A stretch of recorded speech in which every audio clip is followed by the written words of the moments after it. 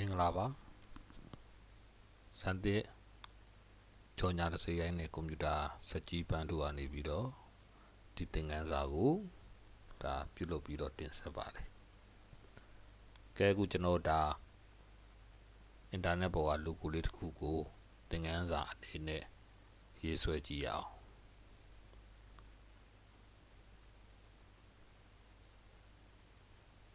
Obi Same I don't know so why the why yes swim so why the miss waggy a young day palm lao but so out you like me ship go pbro yes like me I do yes be a comma do right clear base selection layer kuma channel stock little time at the stroke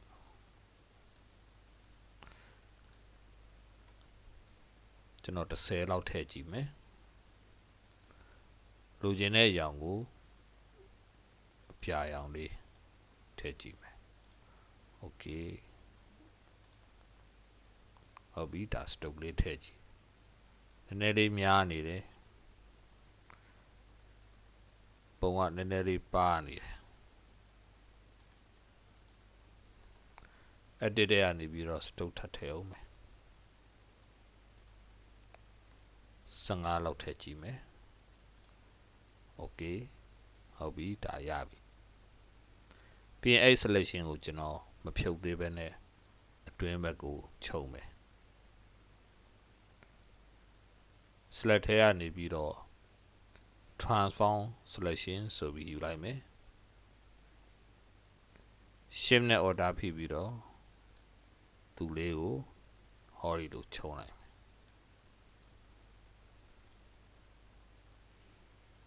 အခုရလာတဲ့ဒီပုံလေးကို layer တစ်ခုမှာအရောင်တစ်ခုဖြည့်ထားပေးလိုက်မယ်ပြီးရင် selection လေးဖြုတ်မယ်ဆက်ပြီးတော့ document စတူကန်လေးတစ်ခုလိုချင်တယ်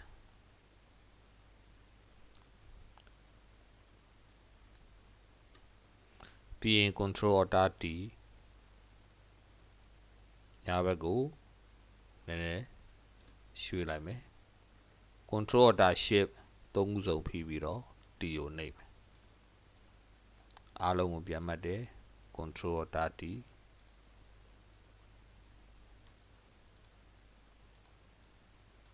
sorry သူ့အရောင်လေးရင်ဖြည့်လိုက်မယ်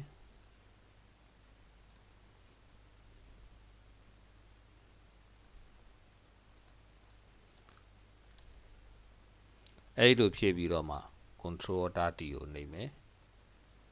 shape ကလေးကိုဖိပြီးတော့အောက်ဘက်ကိုလာမယ်ဆက်ပြီးတော့ control alt shift t အားလုံးကျွန်တော်6ခွက်ပြုလုပ်လိုက်အဲ့ဒါပြီးရဲ့နောက်မှာနောက်ထပ်တောင်းမှစတူကန်တစ်ခုဒီလိုလေးယာထားလိုက်မယ်အဲ့ဒီတောင်းမှစတူကန်ကို layer တစ်ခုခေါ်ပြီးတော့ဖြူရောင်လေးဖြည့်လိုက်မယ်ဖြည့်ပြီးတော့အဲ့ဖြူရောင် layer ဒီ layer ရဲ့အောက်မှာထားလိုက်မယ်သူတို့နှစ်ခုကိုပေါင်းလိုက်မယ် control e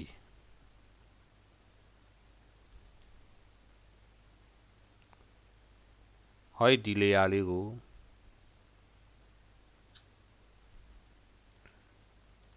သူနဲ့အလဲကောင်ကြအောင်ချိန်လိုက်မယ်ဟောအောက်ကကောင်လိုက်ရွှေ့နေတယ်ဒီတော့မရွှေ့အောင်ဟောဒီ layer ကို control ဖိပြီးတော့ selection ခေါ်လိုက်မယ် selection နဲ့တဲလိုက်မယ်ပြီးတော့ဒီ layer ကိုရွေးလိုက်တယ် vertical center horizontal center ပြီးရင်ဘောက layer ကိုကြီးမယ် control d shift နဲ့ order ဖိပြီးတော့ဒီလိုလေးကြီးလိုက်မယ် order ဖိပြီးတော့ white layer 40အောက်က sawine layer တွေကိုဝင်ပေးလိုက်မယ်အပေါ်မှာ sawine လေးတွေမပြတ်စေနဲ့အဝိုင်းပုံစံနဲ့ပြတ်လို့မဖြစ်ဘူး shift နဲ့ order ဖိပြီးတော့ size ကိုကြည့်ပေးပြီးတော့မှကျွန်တော်အရာအောင်လေးရွေးမယ်ဗျ radian ဒီတူတွေက paint bucket 2လေးကိုရွေးလိုက်မယ် contiguous ကိုထောက်လိုက်တဲ့နေရာကိုပဲအရာအောင်ပြောင်းစေခြင်းလို့ contiguous ကိုဖွင့်တာ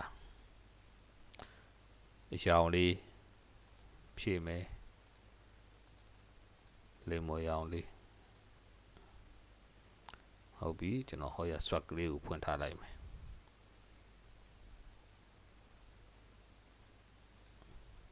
လေမော်ရအောင်လေးပြီးရင်အစိမ်းရအောင်လေး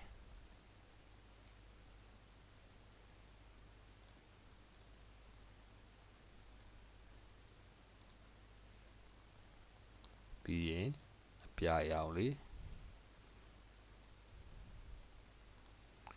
အရောင်ကိုကလစ်တော့နှိပ်ပြီးတော့ကိုသုံးကျင်တဲ့အရောင်လေးတွေထည့်လိုက်တာပါပဲဟောဒီလိုလေး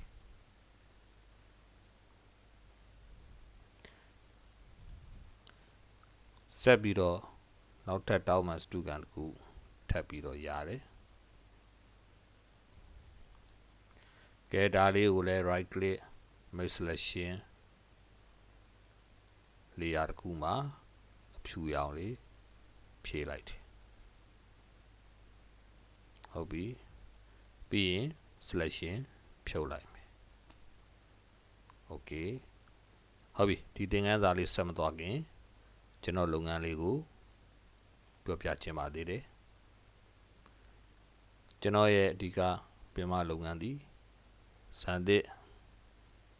ကြော်ညာတစ်စိမ်းရိုင်းနဲ့ကွန်ပျူတာစက်ကြီးပန်းတို့ဖြစ်ပါတယ်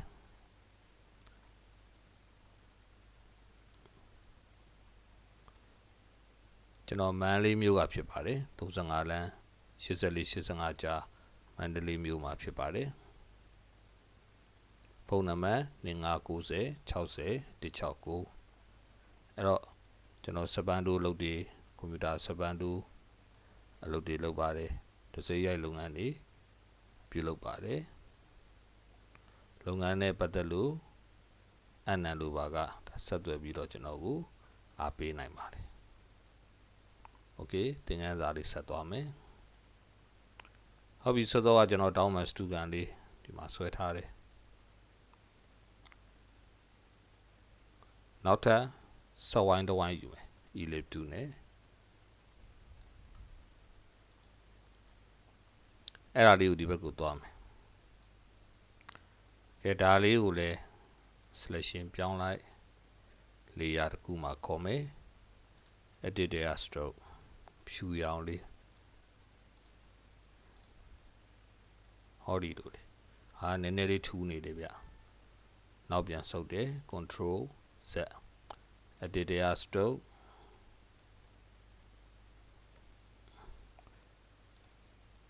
5လောက်ဆိုရင်သေးအောင်မယ်ထပ်ကြည့်အောင်မယ်10 okay ဒီနေထားလေးမစိုးဘူးပြီးရင် selection ဖြုတ်ပါမယ်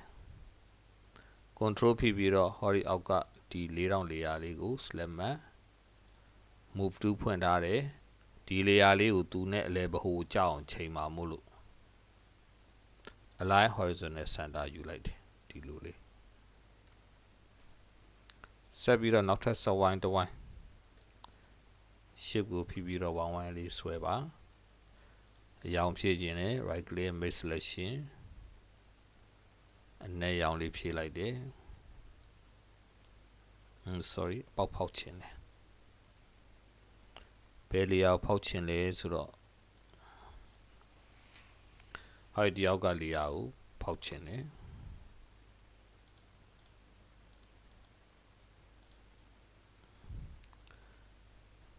delete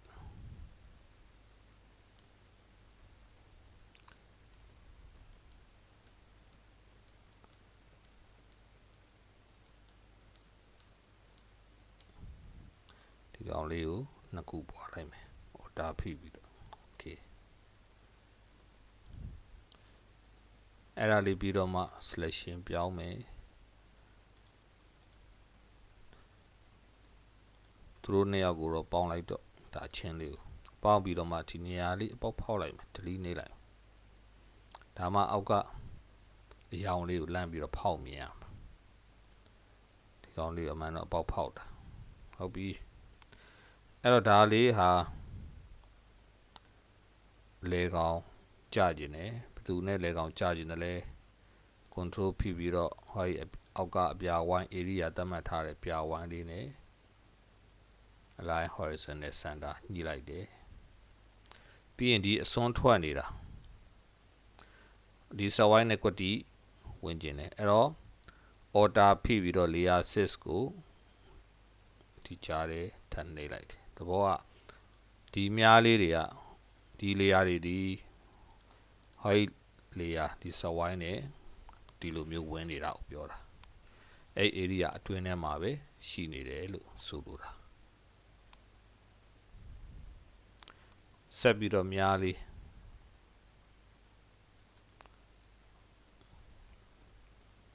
တန်ငယ်လေးပြီးရင်တရိကန်လေးဆွဲ polygon 2 star ဆိုတာအမှန်ချစ်ဖြုတ်တရိကန်3တာ shape ကိုဖိပြီးတော့အောက်ကနေထက်ကိုပြင်ဆွဲကဲသူတို့နှစ်ခုကိုစင်တာတက်အောင်ချိန်မယ် select မှတ်တယ် horizontal center ပြီးရင်ဘာလုပ်မလဲဒီကနေပြီးတော့ match shape components ဒီလိုပေါင်းပြလိုက်တယ်အဲ့လိုပေါင်းပြီးတော့မှ right click make selection layer တစ်ခုမှာဖြူအောင်ဖြစ်မယ်ပြီးရင် editor stroke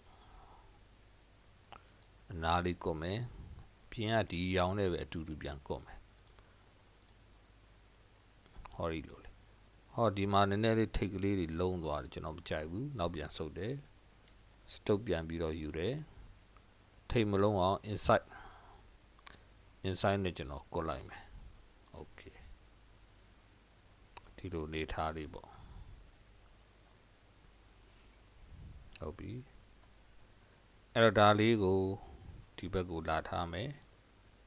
control D horizontal လေးယူမယ်လဲလိုက်တယ်လဲပြီးတော့ဒီနေရာလေးကိုဖြတ်ပြမယ်မြင်ကွင်းနည်းနည်းချက်လိုက်တယ် control ရဲ့ space bar ရဲ့ဖိပြီးတော့ click နှိပ်တယ်ဒါလေးကဖြောင်းနေပြီစီ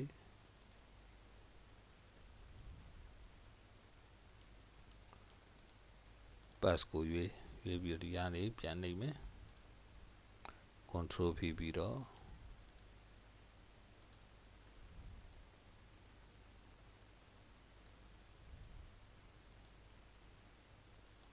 ဟောလိုလေ right click make selection ဖြတ်ပလိုက်မယ် delete အောက်ကဒီအကွက်လေးကိုလည်းသွားဖြတ်မယ် delete ပြီးရင်ဒီနေရာလေးဒီကနေ mouse လေးနဲ့ဖိဆွဲပြီးတော့ဒီနေရာလေးကိုလည်းဖြတ်ချင်တယ် right click make selection ဒီလေယာကိုရွေးတယ်ဖြတ်လိုက်တယ် delete ဒီပုံစံလေးဟုတ်ပြီအားလုံးကို group ဖွဲ့မယ် select မှတ်ပြီးတော့ control နဲ့ G နဲ့ကိုနှိပ်လိုက်တယ်ဟောဒီပုံစံလေး